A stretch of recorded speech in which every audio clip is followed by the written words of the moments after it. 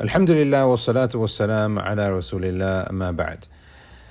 From the evidences from those people who reject man's ability to enter into space or put themselves on the moon is the understanding from the ayat in the Quran where Allah subhanahu wa ta'ala talks about the sun and the moon being above us. Now what they say, if you can imagine the sky as a jigsaw, this is the best way that I can explain it, that the sun and the moon are a piece of that jigsaw. They are part of the sky, not that they are in the sky. So how does that obstruct man from reaching space? What they are saying here, as part of the previous argument, is that man is not going to be able to transgress, number one, but also number two, that the sun and the moon are way above our capability for us to reach there. So number one, you are not allowed to because you will be pelted, but then number two, it is far beyond your capability to do so. And from the evidences of that is that the sky is, like we said, was one really big jigsaw, and if you were to reach the moon, for example, or any other planet, Mars, for example, then you have reached the sama, which is not able for you to reach.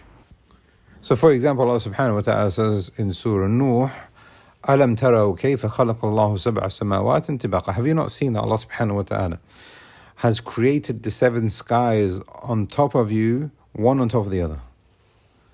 وَجَعَلَ الْقَمَرَ فِيهِنْ, and He has made inside of those skies the moon as a nur, as a light. وَجَعَلَ الشَّمْسَ سِرَاجًا, and He has made within those skies the sun as a lamp. Hence the Shaykh is saying here, وَظَنُّوا أَنَّمَا ذَكَرَهُ اللَّهُ فِي هَذِهِ الْآيَاتِ الْكَرِيمَاتِ. What Allah subhanahu wa ta'ala has mentioned in these ayat and other ayats similar, أَنَّ الْكَوَاكِبْ فِي دَاخِلِ السَّمَاءِ, that these planets and these planets and these stars and these galaxies, they are actually part of the sky, one big jigsaw. أو ملصقة بها, or that they are connected somehow to it and they cannot be separated. And if that's the case, they are built in stages one upon the other and you will not be able to reach it. And from the ulama of tafsir, they have actually even said that each sky, there's seven skies, each sky has its own specific star or planet.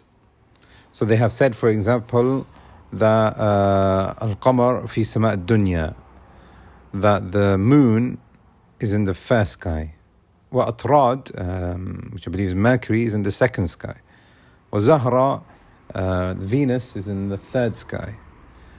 Wa-shams fi ar-rabi'ah, and the sun is in the fourth sky, and Mars in the fifth, and Jupiter in the sixth, and Saturn in the seventh. So what they are saying here is that the sky is one big entity, and each one of these skies has its own particular planet and star, and it's not possible for man to reach it. As evidence also, we have a narration from Qatada that he had from Abdullah ibn Amr ibn As, that he said, إِنَّ الشَّمْسَ وَالْقَمَرَ وُجُوهُهُمَا قِبْلَ السَّمَاوَاتِ. The sun and the moon, they are facing the skies, meaning the skies on top of them, and their backs are facing the earth. So the proof here is that, or the understanding here, should I say, side point, proof is only proof when it's got the correct understanding. That's dalil. If it's not dalil, if it's not the correct understanding, then it's a shubha and not dalil. Therefore, there's no proof in this, as we will see in a moment. So we have a narration from Abdullah bin Amr As that Qatada has narrated that he said that it's part of the sky, they are facing upwards and their backs are facing the earth. Now the response to this is, number one, these ayat which talk about sama can refer to anything which is above us. وَلَفْظُ السَّمَاء, as the Shaykh is saying here. So he's rejecting this tafsir of this. يطلق في اللغة العربية على كل ما على وارتفع. Anything which is above us, This is referred to as the sama. Hence in the Quran, Allah subhanahu wa ta'ala refers to sometimes the sky as sama, sometimes referred to the clouds as sama, because it is above us. وَأَنزَلَ مِنَ السَّمَاءِ مَاءً. Allah subhanahu wa ta'ala sent down from the sama, meaning the clouds, rain. أَأَمِنْتُم مَّن فِي السَّمَاءِ. Do you feel safe from the one who is above the sama? What's sama here? Meaning all of the creation, meaning above the Jannah. Therefore, the Shaykh is saying here that the word sama means anything above us. It doesn't necessarily mean that the sun and the moon and these different planets are part of the sama. As for the narration of Abdullah bin Amr ibn As, this has been narrated from Qatada, and the Shaykh is saying here, وَفِي سَنَدِهِ انْقِطَاعٌ, that the chain between Qatada and Abdullah bin Amr is cut, because Qatada did not meet Abdullah bin Amr As. Therefore, that chain cannot be sound, and therefore it is weak. That's one response.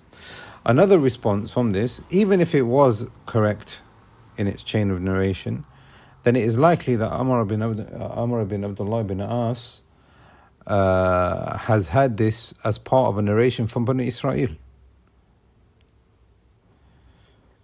And anything that comes from Bani Israel needs to be checked. A fourth or third reason why this narration and the understanding of the tafsirs are not correct is because of the fact that if we were to say that the sun and the moon are facing upwards towards the heavens and the back is towards the dunya, that would need evidence. In actual fact, the evidence that we've got from the Quran and the Sunnah and the understanding from the ulama of tafsir is that the sun and the moon are inside of the sky and not part of it. And a fourth understanding, which is very important, and an important principle that the Shaykh is saying here, وَقَدْ نَقَلَ ذَلِكَ كَثِيرٌ مِنَ الْمُفَسِّرِينَ وَسَكَتُوا. Not everything that has been mentioned in the books of hadith or the books of tafsir, just because they're being narrated, doesn't necessarily mean that that is proof. It has been narrated so that the fact that we've got a reference point and the fact that it has been narrated. But just because it's been narrated, just because it has been transmitted, doesn't necessarily mean it is authentic. It doesn't necessarily mean that it is the correct understanding. Therefore, as a conclusion from this one, is that they've got an objection to say that the sun and the moon are part of the sky and not inside of it. The Shaykh has said this is not correct. And Allah subhanahu wa ta'ala knows best. Wa sallallahu ala nabiyyina Muhammad.